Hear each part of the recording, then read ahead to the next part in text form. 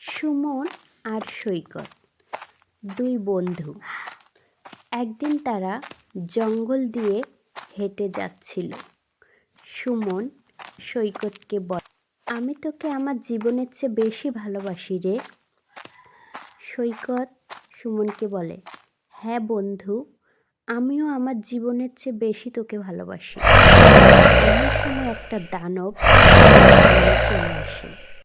সুমন এক দৌড়ে গাছের মগডালে উঠে যায়, আর সৈকত ভয়ে মাটিতে লুটিয়ে পড়ে, কারণ সে গাছে উঠতে পারে না।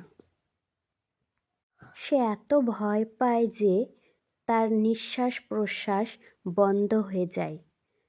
এমন সময় সেখানে একটা ভালুক চলে আসে, আর ভালুক সৈকতের নিঃশ্বাস প্রশ্বাস দেখতে শুরু করে, সে বেঁচে আছে নাকি মরে গেছে।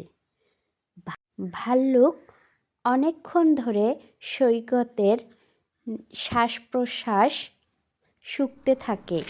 যখন সে বুঝতে পারে এটা একটা মৃত লাশ, তখন সে সেখান থেকে চলে যায়।